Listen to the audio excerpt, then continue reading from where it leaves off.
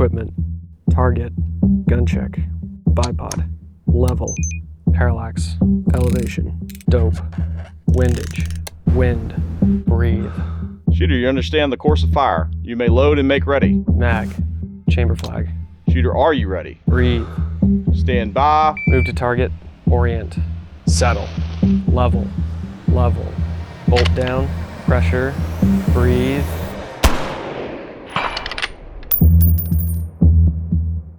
These are just a few of the things that professional long-range shooters internally process and execute before they ever even take a shot. Add in another target at a different distance, the wind changes, maybe you're shooting a mover, maybe you have to move position. I think you can see how this gets pretty complicated pretty quickly. But the pros have committed all of this to almost instinct. It's almost like second nature to those guys. So it was a really hard transition for me and Josh to pick this up, thinking we could just wing it in the same way that we can wing it out on the flat range with an AR or a Glock. It's just not the same.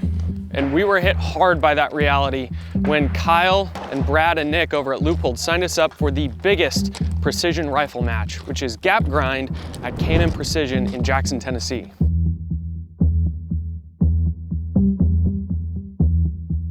Yeah, and I used to live in Jackson, and we had a lot of spillover from gang activity from Memphis. And so word on the street is if you miss really bad and you shoot over the berm here, you actually hit a gang member in Memphis, which is it's a thing. That's not a thing, and you know it. I kind of think it is a thing, and I probably have about 12 Cones kills after that match. Actually, that would make sense. Yeah. What we did not understand at first was how important the fundamentals of precision are. And once we learned those things, especially from Brad, everything really started to click. But why should you even care about precision shooting? And more specifically, why should you care about the experience of two absolute noobs competing in the largest precision rifle match in the world? Well, it's because whenever you learn how to be precise quickly, it actually translates to every form of shooting, no matter what you're shooting or the distance you're shooting at. Yeah, if you only have one rifle, but you're able to hit a 3 or 4 inch target at 300 yards, then hitting a 10 or 15 inch target at the same distance starts to feel like a breeze. So we're going to talk about three things: the tools that make precision possible, how precision translates to just shooting an AR or carbines, and what tools we brought with us and the gear that we had with us for our first big PRS match. So let's start with the rifles. We shot these 12-pound SIG crosses in 6.5 Creedmoor, provided by SIG. Thank you, Kyle Lamb, for the connection. And they're great guns, but they are not traditional PRS rifles. Most people who are actually competing were shooting with guns that were 8 to 12 pounds heavier than this. Now, that's a really big learning curve for us as well, that you guys should note. You do not need a precision gun to start practicing these things and squeezing more precision out of your rifles. But in regards to competition, it is worth noting that a gun designed for competing is simply going to be easier to compete with. But I also don't want to be hiking around with a 25 to 28 pound rifle in the backwoods. So there's a little bit of balance to this. So a less expensive, lighter precision rifle, it will still work. Where you're going to notice a difference at is in consistency. So a lighter barrel is going to cause your barrel to heat up faster, which is going to affect your point of impact, where your bullet actually hits. And obviously it's going to affect recoil a lot. Recoil is a big deal on these things because in the real world, you may not just be taking a single shot, or you may be shooting multiple different targets or having to track it. So if the recoil on this is so violent that it's knocking your eye out of the optic, then you're not able to track other targets after you take a shot, and you're also not able to see where your round impacts. Next, the sighting system. So the optic that you choose is either going to enable or inhibit you. And we went with these Leupold Mark IV HDs. We've had a long-standing relationship with Leupold, and they were kind enough to send these over to us, and they did a phenomenal job. Now, what some people will do is they'll buy a really pricey rifle and not have a whole ton of money left over for the optic, whereas this is very well balanced. The whole cost of this rifle, if you look at, you're looking at about 50% goes into the rifle and 50% goes into the optic. I'd even be happy to go more into the optic. I don't want to take away from the rifle, but the value of having a really clear, good quality optic that tracks well, has a clean reticle, is that seems to be a major workhorse in the whole precision game. Now, you may not think that a cheaper precision rifle like this SIG Cross could compete with the really expensive, super fancy, super heavy ones, but Josh, as an amateur, blew away a lot of people with much fancier guns. I would say we probably had the cheapest, lightest guns in the entire match. Now, that being said, one of the things that I noticed about optics that really kind of surprised me whenever it comes to precision shooting is how seldom the professionals are adjusting their magnification. When we came out for a training day, Brad basically just said, hey, set it at 14, somewhere between 12 and 16, just leave it there. And I was like, well, why would I do that? These targets are further away. Why don't I just scope all the way in? Why don't I make the target as big as possible for a noob like me to hit? And it's because there's so much more that goes into to what you're seeing than just the target. You have to be aware of what's around the target. You need to be able to be zoomed out enough to where you can find the target first of all, which is very difficult when you're starting out, is actually getting your gun on the target and seeing it.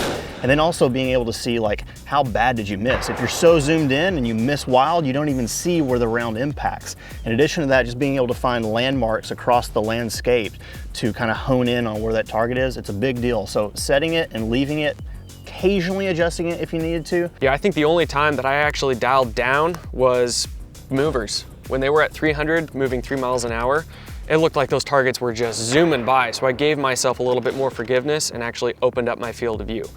Now, inside of all this, whether you're shooting movers or small targets at a long way away, the ammo, the fuel that you're actually feeding your gun has to be consistent. And that's really where the cost of precision ammo starts to come into play, is the consistency of the load. Round after round after round, you're getting those same results. So we shot 140 grain ELDM from Hornady, and they provided about 50% of the ammo that we shot for the train up and the match itself. And that was a game changer. So if you are not getting precision out of any of your guns, start by looking at some of your ammo. And finally, you're gonna want a Kestrel. We absolutely hated buying these things. They're like $1,000 a pop, but it's a buy once, cry once kind of thing. And we had to buy 2 of them, so it was like $2 grand, and that definitely put us over budget for this video, didn't it? Very much so. Yeah, so it sucked. But what this allowed us to do is get first round impacts at distance, at extreme distances, or what we would consider an extreme distance. And we probably could have gotten away with a ballistic app of some kind like the Hornady app previously, but when you start, like Drew was saying, shooting at what we considered more extreme distances, the Kestrel tool as a whole, being able to read your wind, not just based on what the weather is saying in your general zip code of where you are, but actually where you are right now, as well as pressure and temperature and everything that goes into making those first round impacts. These were incredible, not to mention the fact that before, during, and after the match, because we had these tools, I learned so much because of just putting in your gun profile and it spitting out information taught me a lot. Now, we're not going to tell you how to work these things because honestly, they're kind of complicated, but there's a lot of great people out there who've made amazing content with Kestrels and how to use them, how to work them. Jimmy B. Rodriguez has a great video on this, so check him out. We'll link that in the description. And also, we had the added benefit of having pros all around us to help us figure all this out. But before ever plugging in information or data or trying to collect weather on your Kestrel, you're going to need a perfect zero. And he means And I know you guys love all the gear and gadgets. We'll talk more about some of that stuff, but let's start diving into some of the procedures that it actually takes for us to get spun up on shooting precision. Guys, this ad read was Nick's idea. He thought it'd be hilarious if we just got in this old down chopper and pretended like we were in it. Josh, okay, grab my stick. I'll fly, you grab my stick. Okay, so there's a handful of companies that make content like this possible. One of them is 100 Concepts. They make light cap covers, which are pretty stinking awesome.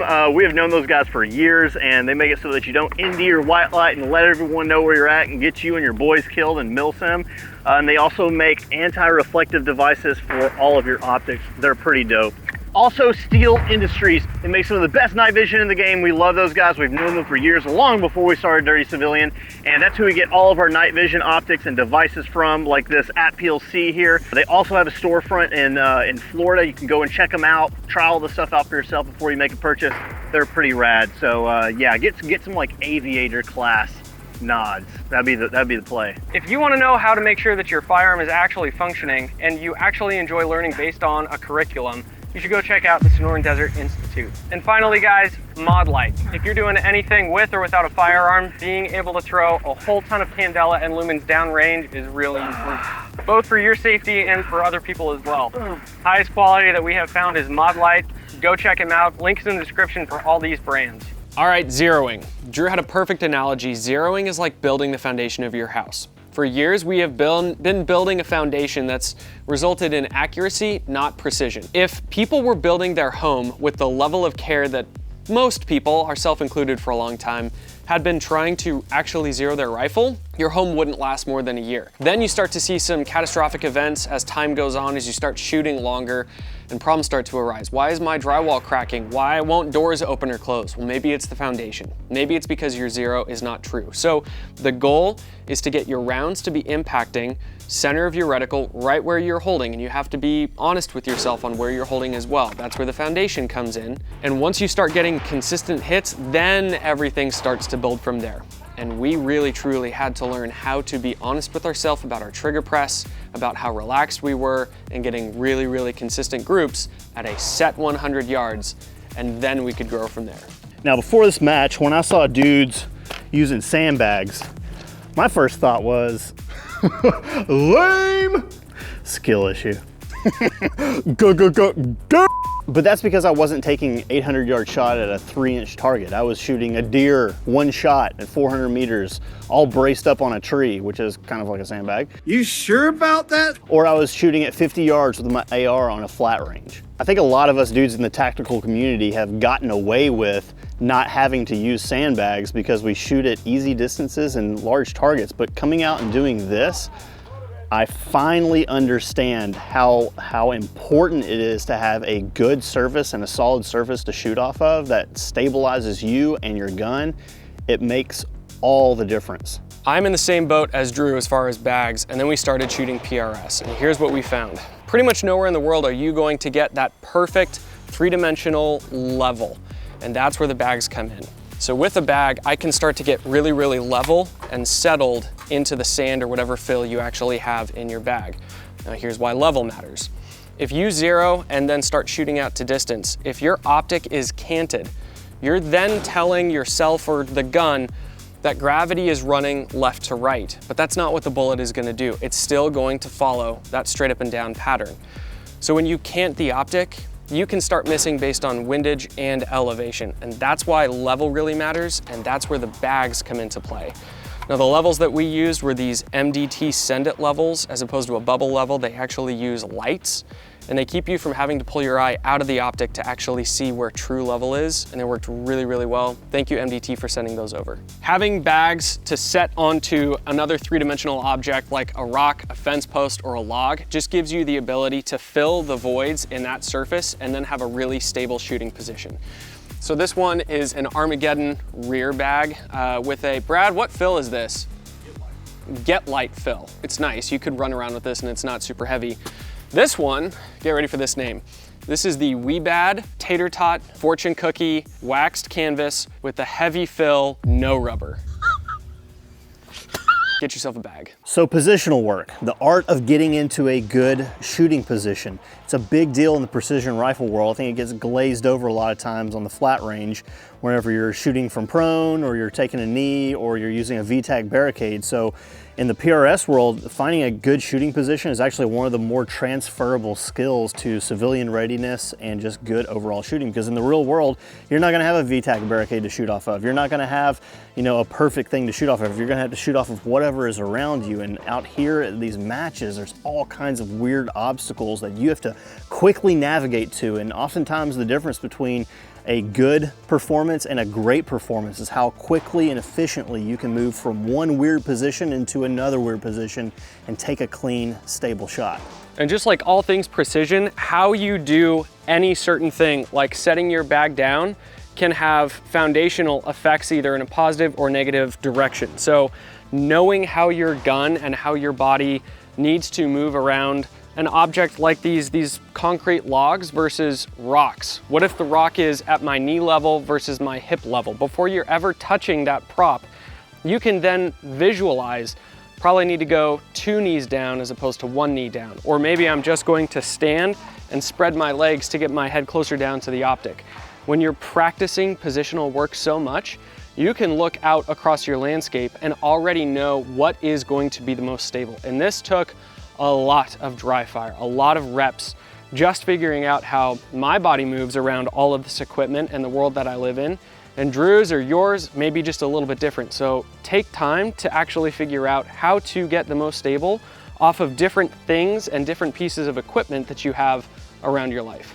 Now, before actually shooting a bolt gun at small targets at a long way away, I had never had someone explain to me, like Brad did, how important really good cleaning is on your firearm. So in short, the more that you shoot, carbon continues to build up inside of your firearm, as you guys know, but as that happens, chamber pressures start to act a little bit differently the more and more that you shoot. If you are trying to keep your gun precise, clean and maintain your firearm. If your goal is just minute of man style accuracy, you're probably good to just add more CLP to your bolt and keep shooting away. Now, we're not gonna do a full breakdown on how to properly clean your firearm, but there's a lot of other channels out there like MDT or Jim's Goon Life that have good quality content on how to clean your firearm for the sake of precision. We were told that on our bolt guns, we wanna clean these about every 300 rounds, which to me, coming from an AR-15 world, sounds crazy, but 300 rounds of shooting on a bolt gun is a lot for one day. That really kind of correlates to a full 1,000 rounds of shooting on an AR, the way that I'm used to shooting. So 300 rounds on your bolt gun, you could probably get away with a little bit more on your AR, but again, if you're trying to squeeze precision out of your rifle, maintain your gear. So how does all of this precision stuff actually apply to guys like us, the common man who really likes to shoot our ARs and Glocks? Well, after 2 days of dedicated training and multiple days of dry firing at home, cleaning our rifles, live fire at home. You dry fired? Yeah. When? That explains things. Yeah, it explains a lot. I thought we were going into this fresh, as newbie as we could possibly be. Dude, You freaking cheater, dude. That's why you did. It's a competition. Okay, all right, we'll cut all that out. Keep going. We're not cutting that out. His rifle was in the DC shop the entire time, and I kept looking up at it, wondering when he was gonna come over and dry fire. I did clean your gun for you, though. And I was, hanging out with my kids, wondering when you're gonna have 2 more, so you'll understand what life is like. Yeah, I'll probably just keep Got him! Got him! At the end of the competition, we placed fairly high, higher than at least I had expected and lower than I had actually wanted. You placed higher than you expected, and I placed exactly where I thought I was going to. Pretty darn low. You didn't DQ. I didn't DQ, and I did way better the second day. Right, exactly. Beside the point. It's a big learning curve. Continue. See, the dry fire paid off. It did, yeah. The dry fire on day 1 of the match. Right. The live fire day 1 of the match really paid off. Just save all your practice for the first day of competition. Day one was practice. Yeah, exactly. I'm supposed to be the franchise player, and we're in here talking about practice. As I was saying, I definitely placed above average, Correct. better than we had expected. Now, the way that Gap Grind is actually set up is you're supposed to be shooting with a pro, and so that's one of the first things that I like to encourage people to do. This is designed for you as a newbie to actually come to the match and learn from a professional. You're paired with them the entire time. So the purpose of this match specifically is for you to get better. So the biggest thing that I learned was just to slow way down. You have a lot more time than you think, and then if you're going into this as an amateur, honestly, you have nothing to prove. What you should be proving to yourself is that you can do everything correctly, no matter how fast or slow it may be. And so for me, I noticed I was speeding up, trying to go flat range speeds, right? And would just mess up the smallest, tiniest thing. And that's the thing, when you're shooting out to 800, 1,000 yards, like one small thing, a trigger press, it not being level, anything will cause you to miss. And that was my biggest thing, is slow down, do everything right, get your hit, then move on. You know, when we're just out on a flat range, if I miss a target at distance with an AR, say at like 300 yards, I'll just take another shot. I've got a gas gun. I've got a semi-automatic rifle with, a full magazine. I'll just take another shot. And if I have to bracket a target, hit right, then adjust left, like, it's not a big deal because I have more ammo. Out here, that doesn't cut it. I really had the same thing, but now I have an explanation as to, a handful of different explanations as to why I've been missing. Let's just take the last 2 years. I've been shooting off of the objects around my home in the backyard, whether it's rocks, dirt berms, logs, fence posts, and I just have not been stable. So when I actually got a sandbag, when I got a quality bipod, and then I built a good foundation to then shoot off of, I was honestly surprised at, my goodness, I have had a wobble zone of like 1 or 2 mils, depending on the position that I'm in. And now that I have seen how controlled and how precise I can actually be with just settling down and slowing down and getting in a position, it opened my eyes to how capable I can then be. The other thing that I really learned is that you can do a lot with a little. I found myself in the middle of the match actually taking the bipod off a lot of the times. Even though I would watch all the other shooters, they would be running their bipods because that particular stage and the positions in it made it a better choice.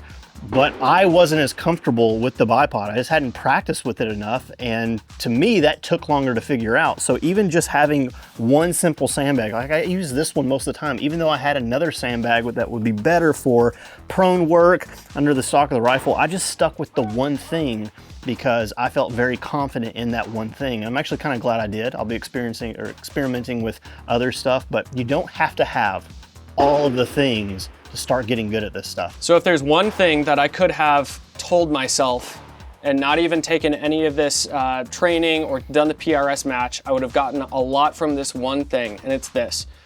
Take your rifle with one specific load of ammo, keep everything consistent, get prone as stable as you can, and shoot a group, maybe it's at 50 yards or 100 yards on a 1-inch little target on your cardboard.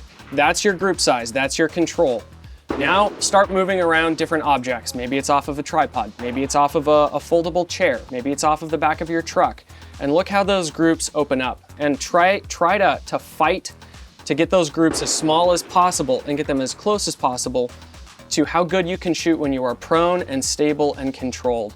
If I had done that more in dry fire, positional work, trying to get my groups as small as possible, I would have probably had a little bit better hit percentage in the match itself. Just in case you need a reminder, we are not professional sharpshooters, we're not snipers, we're not PRS pros. But even with just a couple of days of intentional training, we learned so much, and I think I speak for both of us when I say, like, we will forever be changed as shooters in general. Like shooting an AR-15 now, there's so much more that I think about that helps me become a better shooter. It's really weird that it's taken us, we've been shooting for how many years? Decades? Sure. And now we're unlocking stuff that we're just hidden from us for all these years. Exactly. You don't have to be a master of everything, but if your goal is to be very well versed in just shooting and just shooting the gun that you built, once you kind of hit your plateau, which is where we were at, go and explore all these other things, and you could go take a class from someone, you can go compete in a match, and you can find people in the PRS world that would be more than willing to let you borrow their rifle. And if you just find some of these people that are willing to give you some time and a little bit of education, it then starts to give you so many more capabilities when you go back to what your passion is and what you're trying to be a master in. And just as a reminder for you guys, this concept can be applied to trauma medicine, it can be applied to comms, it can be applied to driving. We're just taking one example of how PRS shooting made us better shooters with or without a PRS rifle. And that's a really good point. You actually don't need a bolt gun. You can use your AR. One of our buddies, Eric, was out here and he shot gas gun. I think he's one of 2 guys out here shooting an AR. He has 6 arc platform and he was absolutely crushing it. And he got to benefit from, just like us, all the pros around him. So it is so easy to just sign up for one of these matches. You get paired with a pro even if you don't know one. And over the course of a day or 2, you are going to grow so much. Doesn't take a lot of money, doesn't take the fancy stuff, and I would highly recommend everyone try it once and watch how it changes you. Dude, my knees are killing me since I became a dad. It's brutal. Do you have any dad advice for our audience?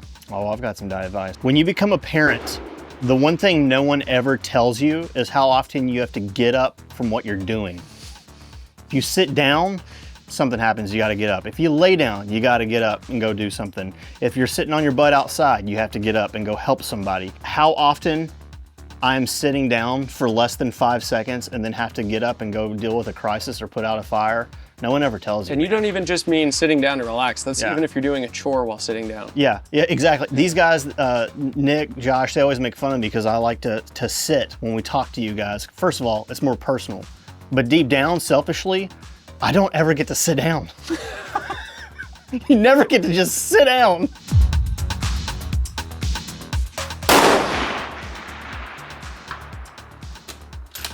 Yeah, this is cheating. Like, guys who shoot guns like this, they're not actually good. It's all the technology, it's no skill whatsoever, it's cheating. That's it.